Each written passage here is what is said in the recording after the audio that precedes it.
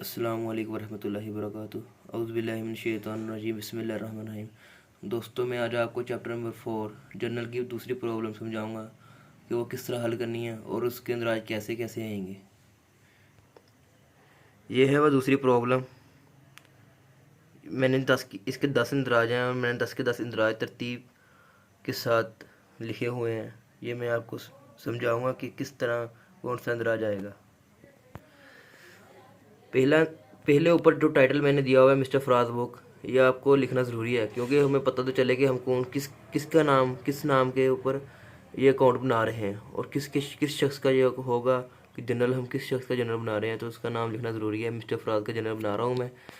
इसका पहला अंदराज है कि उस फराज ने अपना जो कारोबार है उसने कैश के साथ शुरू किया, मतलब कैश अकाउंट कैपिटल, उसके कैश में इजाफा हो गया और ये कैपिटल में कन्वर्ट हो गया। 1 लाख रुपये से उसने कैश अपना बिजनेस शुरू किया। दूसरी एंट्री है परचेज फर्नीचर फॉर कैश, कि मतलब फराज ने अपने बिजनेस के लिए फर्नीचर ख़रीदा कैश देकर, वो भी नगद ख़रीदा उसने, तो मतलब उसके फर्नीचर में इजाफा हो गया, उसको हमने डेबिट कर दिया और कैश में कमी हुई है, उसको क्रेडिट कर दिया। 6,000 रुपये का फर्नीचर खरीदा उसने 2 तारीख को और 5 तारीख को उसने कैश परचेज। इसका मतलब है कि उसने कुछ चीज़ें खरीदी हैं वो भी कैश के बदौलत खरीदी हैं, कि मतलब कैश देकर फिर ही चीज़ें खरीदी हैं। ये नहीं कि उसने कैश खरीदा है, ये गलत है। उसने कुछ चीज़ें खरीदी हैं कैश की बदौलत। ये उसने आपको कंफ्यूज करने के लिए इस तरह की एंट्री दी है कि कैश परचेज।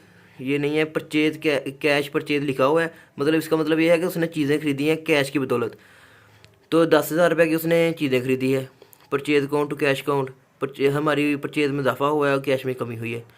और चौथी एंट्री है 8 तारीख को उसने कुछ चीज़ें बेची हैं सलमान को उधार पर, मतलब ऑन क्रेडिट की बेची हैं। सलमान हमारे पास बतौर सबूत आ गया कि हमने उसको चीज़ें खरीदी हैं, तो वो हमारे पास मकरूज रहेगा। और टू सेल, कि हमने उसको चीज़ें खरीदी हैं, वो हमारी जो चीज़ें थी उसमें कमी हो गया, तो इसलिए सेल को हम क्रेडिट करेंगे। 3,000 रुपये की चीज़ें उसको फ़रोख्त की है। अगली एंट्री है 10 तारीख को जो हुई है कि हमने सलमान को जो चीज़ें फ़रोख्त की थी उधार, वो हमने उससे पैसे वापस लिए, उसने हमें पैसे दिए हैं, मतलब हमने उससे कैश रिसीव कर लिए है। हमने उसके कैश रिसीव करने की बदौलत उसको डिस्काउंट भी अदा किया है। तो ये हमारा ये डिस्काउंट जो है, जो हमारा एक्सपेंस है, इसलिए मैंने आपको पहले बताया भी था debits rules of debit credit में कि जो हमारा एक्सपेंस होते हैं वो डेबिट हो गए। इसी तरह ये हमारा एक्सपेंस है। और दूसरी बात ये भी है, एक ट्रिक है कि अगर जिस साइड पे अगर कैश डेबिट होगा तो डिस्काउंट भी डेबिट होगा, अगर कैश क्रेडिट होगा तो डिस्काउंट भी क्रेडिट होगा। ये भी एक बात इसमें है मौजूद। तो उसने हमें 3,000 रुपये कैश अदा कर दिया, जो उसने दार चीज़ें फ़रोख्त ली थी हमसे, और हमने 50 रुपये उसको डिस्काउंट दिया है। और सलमान हमसे चले गया, कि मतलब उसने पैसे अदा कर वो अब चले गया है, मतलब उसको क्रेडिट कर दिया सलमान को। अगली छठी एंट्री है purchase goods from Rashid on credits, के हमने कुछ चीज़ें खरीदी हैं राशिद से उधार पर। अब चीज़ें तो हमारे पास आ गई है, तो सबूत के तौर पर हमारे पास राशिद रह गया है कि हम अब उसको पैसे अदा करने हैं, तो वो अब रहेगा हमारे पास। चीज़ें तो हमारे पास आ गई हैं, मतलब उसको पैसे अदा करने हैं अब, तो राशिद है इसलिए पैसे नहीं अदा किए। अगर पैसे अदा करते तो उधर राशिद की जगह टू कैश अकाउंट आना था। अब इधर कैश अकाउंट नहीं आएगा, तो उसने, क्योंकि हमने उससे क्रेडिट मतलब उधार खरीदी हैं, 6,000 रुपये की चीज़ें खरीदी हैं। और 8वीं एंट्री है सैलरी अकाउंट, पेड सैलरी, कि मतलब हमने किसी शख्स को जो अपना कारोबार में रखा हुआ था उसको सैलरी अदा की है। सैलरी अकाउंट हमारा जो वजह थी कि हमने किस वजह से कैश अदा किया, वो वजह हमारे पास सैलरी है, कि उसको सैलरी को हमने डेबिट कर दिया है। और कैश जो हमसे गया है, जिसमें हमें कमी हुई है, हमें क्रेडिट हुआ है, उसको कैश को क्रेडिट कर दिया है। 3,000 रुपये हमने सैलरी अदा की है। और 9वीं एंट्री है गुड रिटर्न्स टू राशिद, मतलब राशिद को हमने कुछ चीज़ें वापस की हैं जो हमने उससे उधार खरीदी थी। और राशिद हमारे पास आ गया है, क्योंकि हमने अब वो उसको हमारे पास आ गया, उसको हमने चीज़ें वापस की है। जो चीज़ें वापस की परचेज रिटर्न होगा। एक बात मेरी ये भी ख्याल में रख लें कि परचेज रिटर्न हमेशा क्रेडिट होगा और परचेज डेबिट होगा, अकेला परचेज डेबिट होगा और परचेज रिटर्न हमेशा क्रेडिट होगा।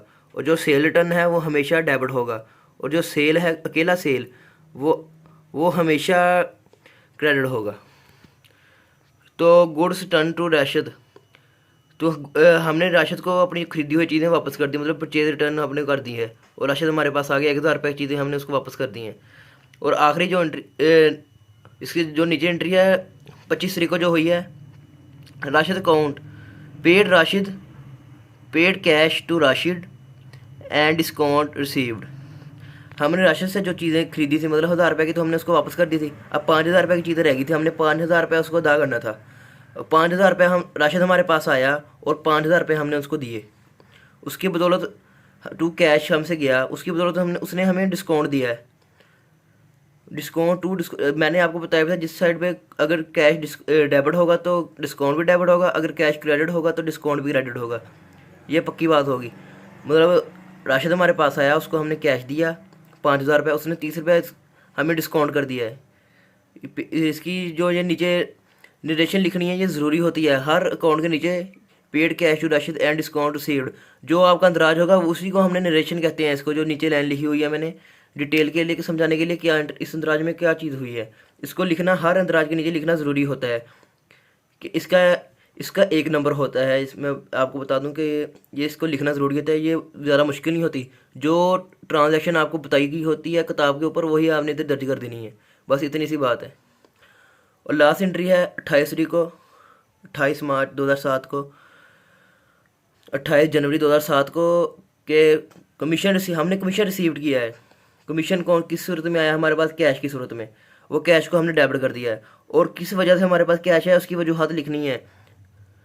और वो वजह कमीशन की थी, तो उसको हमने टू कमीशन कर दिया है, टू कमीशन को हमने क्रेडिट कर दिया है।